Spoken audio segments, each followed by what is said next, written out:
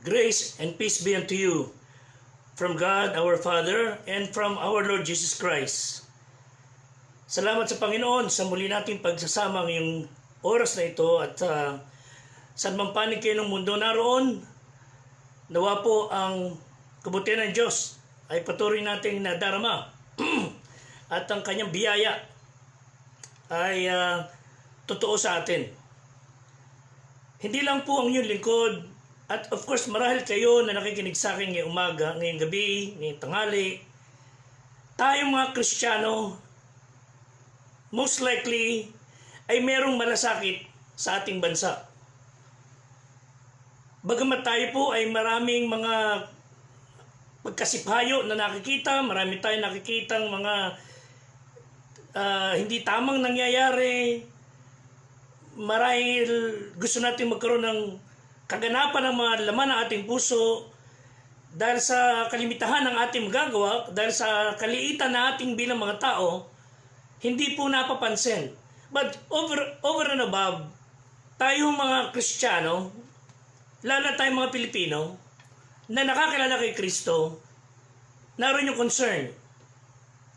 Ako po ay concern. Hindi lamang po sa ating Pilipinas ngayon, I'm very much concerned kung anong Pilipinas bukas, sa kinabukasan. Kung anong Pilipinas paglipas ng mga taon. Anong klaseng henerasyon meron tayo sa darating na bukas. Ay hindi na tayo bago. We are very much aware sa napakaraming disaster, kalamidad, pagdurusa, sama ng kalooban, paghihirap. As a nation, we are all aware, bihasa na tayo sa lahat ng nakikita natin sa ating bansa, whether it's a crime against people, against humanity, or acts of terrorism, or lawlessness. And sometimes we just want to ask, do we feel secured sa ating lugar? Do I feel secured sa aking tinitirahan, sa aking paligid? Lalo na itong meron tayong pandemic. Lalo na meron tayong krisis sa virus na kinalat ng mga tao. And frankly, I don't feel secured. That's why kailangan tayo todo ang ingat, todo pagbabantay, todo paalala sa isa't isa. Mga simpleng bagay na dapat huwag kakalimutan because we are not secured pati sa sarili nating bahay.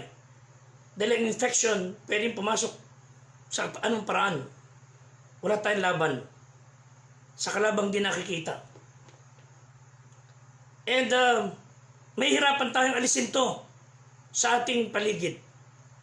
Sana hindi totoo, pero I think this will be with us for the rest of our life.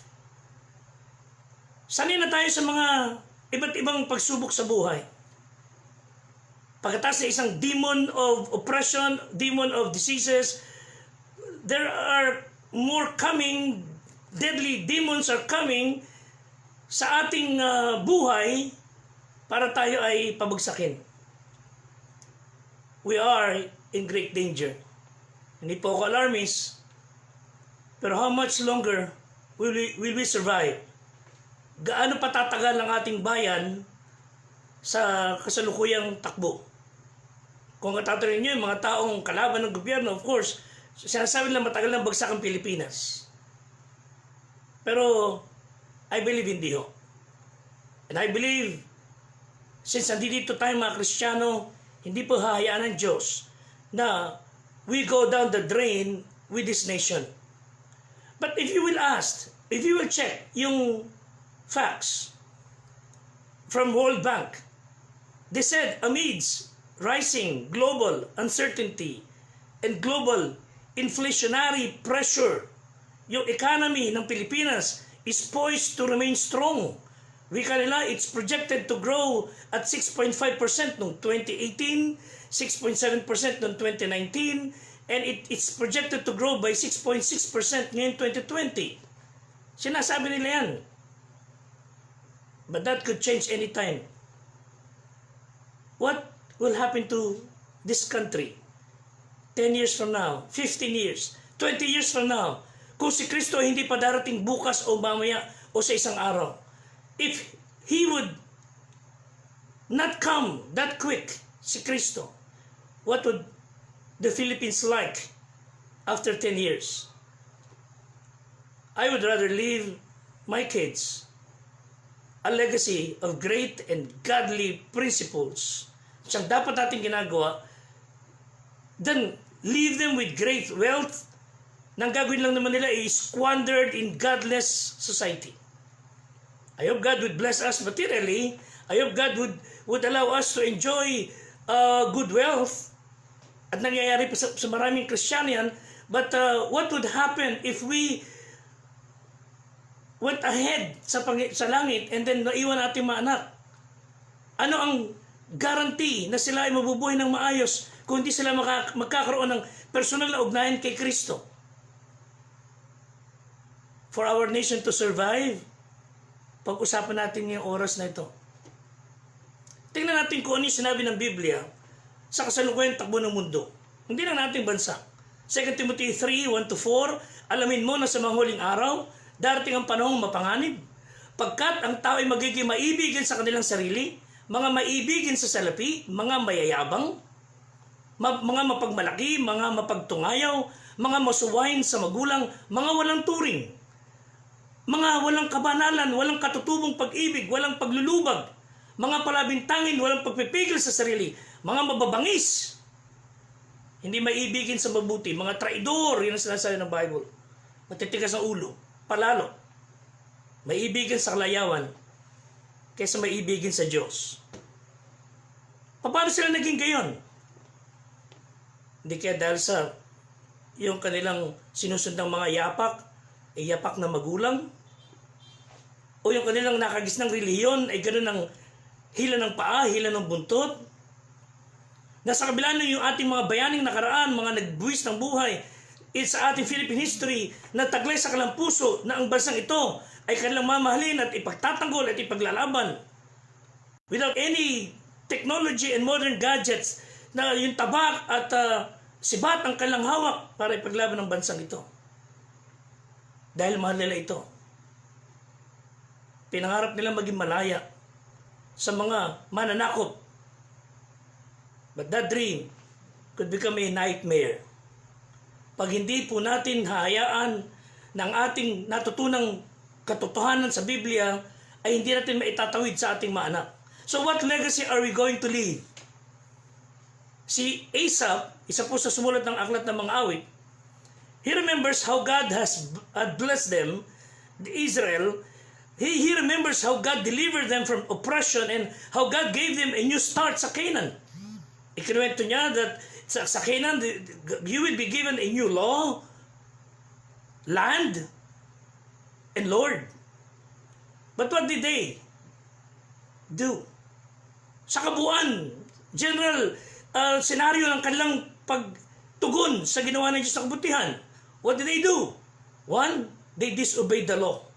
They defiled the land. They denied the Lord na nagdala sa kanila doon sa promised land.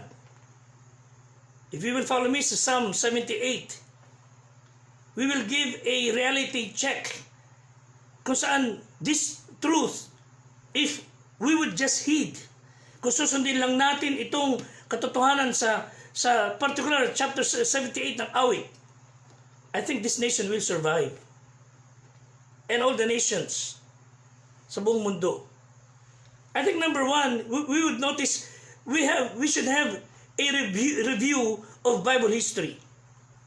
Again, alam natin na ating kaaway na si Satan, he wants to separate us from our biblical heritage. Satan, from the start, wants to get us rid of God.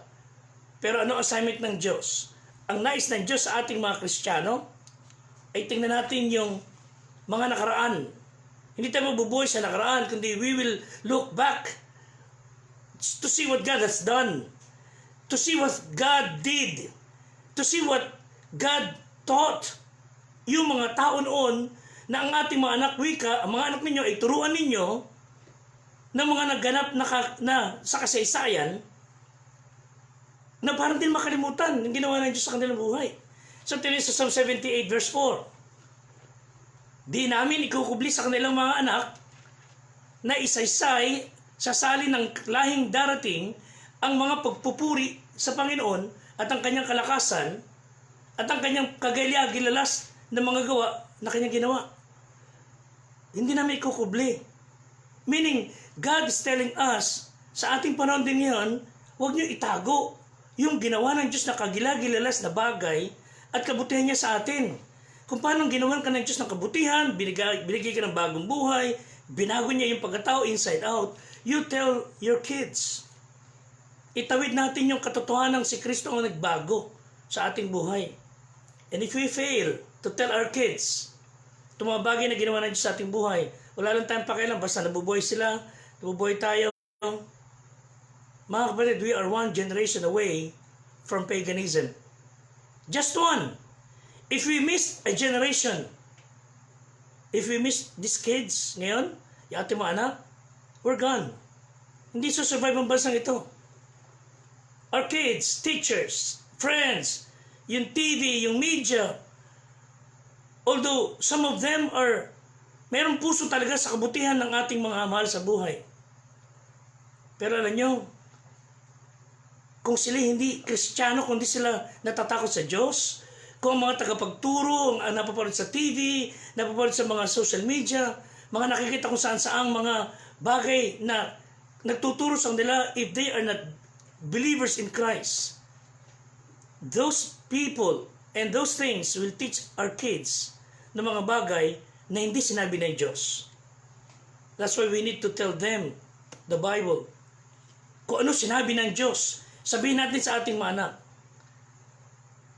Years and months before this pandemic, I've seen in the news kung saan maraming mga magagandang eskwelahan, magagaling, mayayaman, mamahalan ang bayad, kung saan maraming mga matatalinong gumraduate, di umano, whenever they have their anniversary or foundation day, anong ginagawa ng celebration? They would have rock bands, boy bands, they would have revelry, they would have singing groups there na talagang rakrakan, walang tigil na, walang habos na parang beer house yung paligid ng paaralan. Nakakalungkot to. And makapasok man kami sa mga eskwelahan noon para magturo ng salita ng Diyos, paiyakan pa ho. Salamat na lang sa ating panahon ngayon. Salamat na lang ho sa Panginoon, lalo sa ating bayan. Nakakapasok ho tayo sa pangapaaralan, nakapagtuturo sa mga magulang, sa mga guro ng may kalayaan. But there was a time, nakikiusap kami para magturo ng salita ng Diyos. Hirap na hirap ho, ang bagal ng proseso. And yet, yung mga rock bands, mga nagrakrakan, mga awit, walang kahirap-hirap. And people would even pay to hear them. Tayo, papasok sa mga schools, magbibigay pa ng libreng Biblia. Talagang paiyakan pa. Madalas denied. Noong panahon na yun. Salamat na lang sa ating panahon ngayon. True values are now being planted sa puso ng mga estudyante, puso ng mga magulang, puso ng mga government personnel, even sa ating mga kaibigang pulis at mga kasundaluhan. Ng salita ng Diyos ay talagang open na ipangangaral. Pero pag di tayo nag-ingat, some groups will promote things to ridicule God, to mock His Word. Ang iba naman, they would even claim na sila yung tagapagligtas. Tuwan-tuwa sila sa nangyayari. Kaysa naman, tinudyo ng isang tao, kung talagang ikaw nga ay magaling nga, uwi ka, di pahintuin mo nga yung probinsyano. Isa naman ay nagagaling-galingan, natigil nga yung palabas. Sabi naman isa, ako ay nagpatigil ng lindol. Sabi naman isang mang-aasar, di patigil mo yung traffic sa EDSA. Pati probinsyano. Abay, sila dalawa yung nagpalitan ng sagutan. Abay, kamukat-mukat mo. Wala nga naman traffic. Wala nga naman problema ngayon sa kalsada. Yung isa, tuwan-tuwa siya sa sarili niya. Akala niya siya nagpahinto.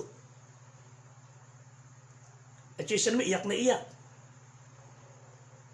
People would claim to be the Savior, pero sinabi ng Biblia, mga bulaang Kristo. Ito pa isang malungkot, mga kapatid, that people, our kids, na dala ang tamang aral, dala ang tamang paggalang, respeto, children who have that good manners and right conduct, papasok sa eskwelahan, magpe-pray bago kumain, mananalangin every now and then, nagbabasa ng Bible, and some kids look around sa ganung mga bata, they would brand them na ito ay mentally ill. Kung sino yung mga matitino, siyang binabrand nila ng parang nerd. Sa kabilang banda naman, sila ng mga pasaway, at they would proclaim to be an international kid na humaharap sa mga international competition. They would take away respect sa authority, sa parents. Higit sa lahat, walang panahon sa Diyos. Yung araw ng linggo, yung oras ng para sa Diyos, inaagaw nila para sa sarili ng gimmick. Nakaawa ang susunod na henerasyon, kundi sila magiging tunay na Kristiyano. Huwag namang mawala sa puso ng tao, lalo na sa ating mga anak, ang pagkatakot sa Diyos. Psalm 78 verse 5 and 7, sapagkat siya'y nagtatag ng patotoo sa Jacob, nagtakda ng kautusan sa Israel, na kanyang iniuutos sa aming mga magulang, na kanilang ipabatid sa kanilang mga anak, upang kanilang mailagak ang kanilang pag-asa sa Diyos.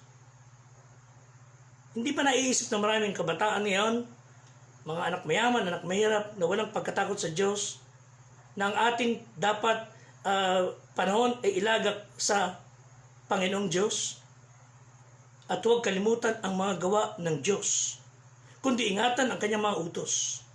God wanted us to remember all the things that He has done doon pang panahong nakaraan hanggang sa ating panahon ngayon, sapagkat yun lang magpapatino sa atin. Pag nakalimutan po ng tao o ng ating mga anak ang pagkatakot sa Diyos, wala nang tigil yan, wala nang kontrol yan. Lahat nilang magiging baliwala sa Kanya. Wala nang respeto. And we are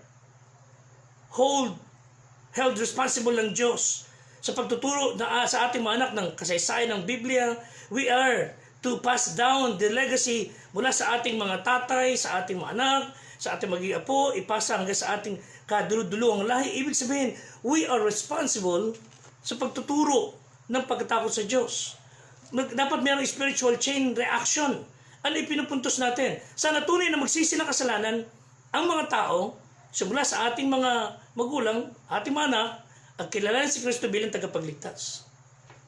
At siya ang pagbabago ng tao. Kailangan pa rin aralan, turuan.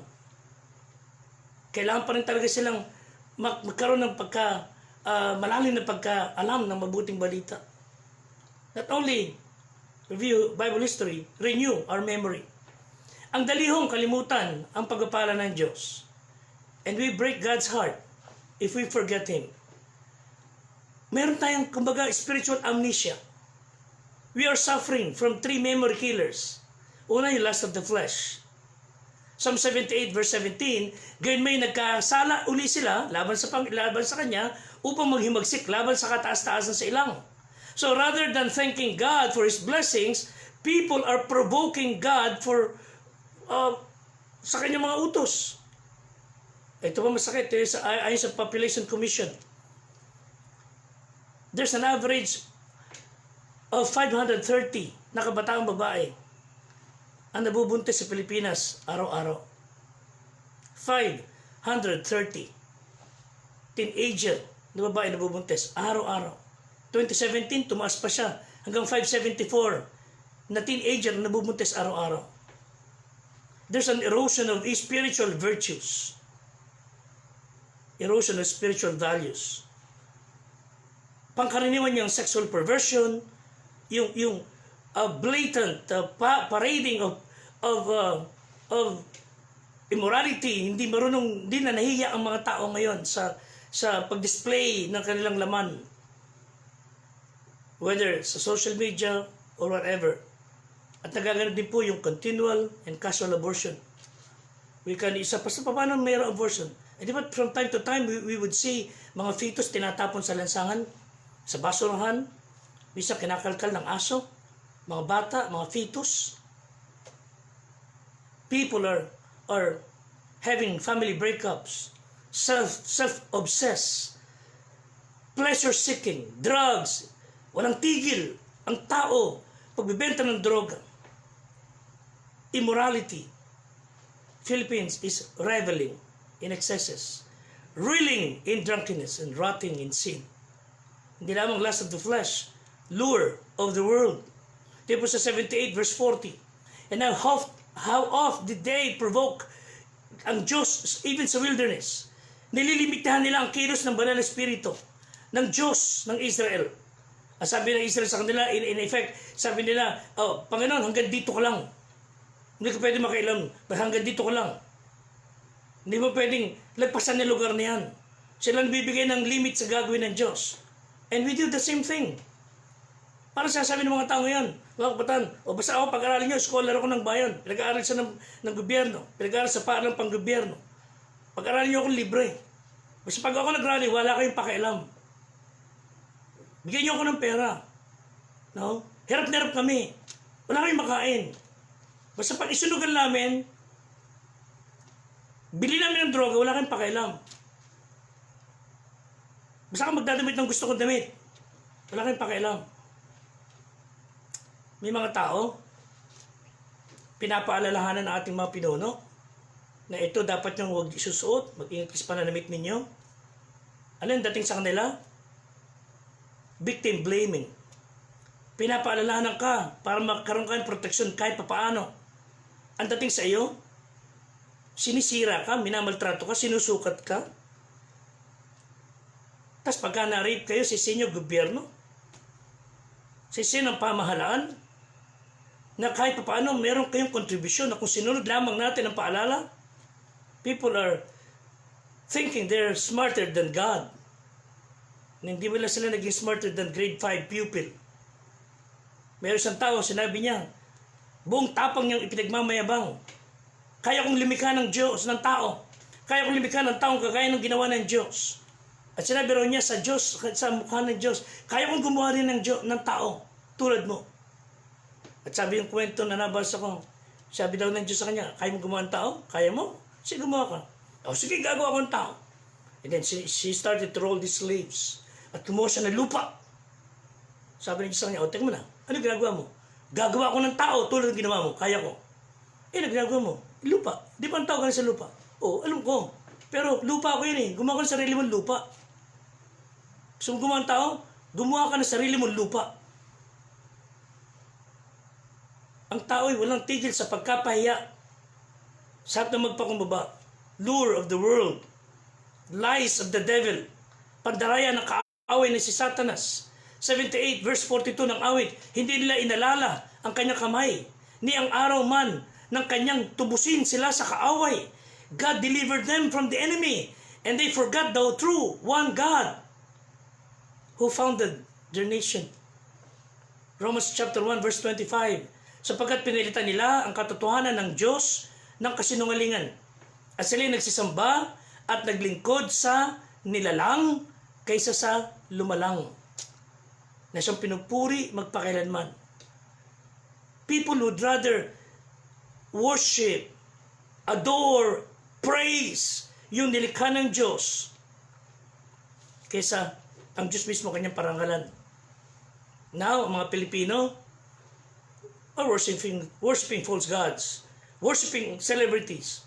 They even willing to pay thousands of pesos para makita na kumakanta ang kanilang mga paboritong mga awit. Ngayon, this pandemic,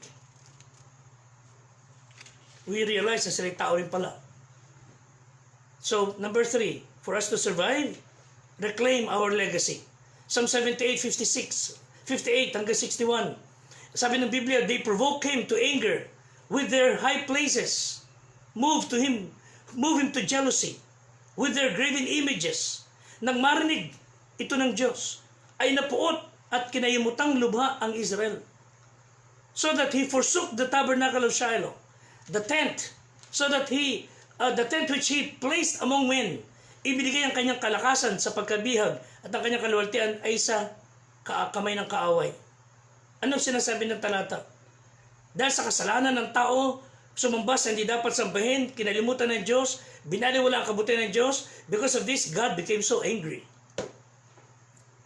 He gave His support sa kaaway ng Israel. So is God giving His support sa ating kaaway? Is God trying to get rid of us finally? Huwag naman po sana. Ang Pilipinas, pag nagkaganon, will become a molded crust sa kaysaysayan ng basura o binasura ng Diyos. Not only is our God, is our only hope. Mga kapatid, pag nilabanan ng tao ang Diyos na si Kristo, God is your biggest threat. Walang makalalaban sa Diyos. Walang makanadaig sa Diyos. Tangay silang pag-asa natin bilang mga Pilipino. Noong 1521, Ferdinand Magellan discovered the Philippines. So we're about 499 years na ngayon. Pag di natin iningatan ito, ating bansa, hindi natin pinagmalasakitan ang mga tao rito, we will join the graveyard of nations na nabuhay at namatay na pariwara. Kasi merong susunod na henerasyon. 10, 20 years from now, our children will grow up. Sila yung susunod na generation. So what about the Philippines of tomorrow? What if we fail to turn to God? What if we fail? And this generation will not say enough is enough. I have to go back to God. Ayaw nilang gawin yon. Alam nyo, tulungan tayo ng Diyos. Isang tao lang ako, isang tao lang po tayo. Kukunti lang tayo na kung sana marami nagmamalasakit. What I have, the best I can, with every chance I get, let's tell the world that Jesus is the only hope. Siya lang ang talagang pag-asa ng ating bayan. Siya lang ang dapat balikan ng tao. Siya lang dapat tatawagan, manghinga ng tulong. And if we do that, we can change this nation. Kumilos na tayo mga Kristiyano. If enough Christian in this country will just wake up, come out boldly and testify and share the gospel and do something para makita nila yung kaibahan ng Kristyanismo sa kanilang nakagis ng religion, that will make a big difference sa buhay ng tao. That will make some questions sa kanila na anong meron sa mga tao ito. And I want to have that hope and that joy. If we will review Bible history and our Christian legacy, our nation will carry on. Tingnan natin ang paligid, mga kapatid, mga kaibigan. Ang katuwang ng Diyos dito sa ating mundo, sa ating bansa, tayo mga Kristiyano. Kailangan magbalik na ang tao sa Diyos. At ang mga Pilipino na nag-backslide, mga Kristiyano nag-backslide, let's go back to God. Balik na tayo sa Diyos. Bumalik na tayo doon sa ating Panginoon na nagligtas sa atin at nagpatawad sa ating mga kasalanan, na nagbigay sa atin ng buhay na walang hanggan at nagbigay ng pag-asa. Magbalik na ang tao sa Diyos. At pag nangyari po yan, this country will survive. Again, may God help us. And God bless you. And give you peace. Maraming salamat po.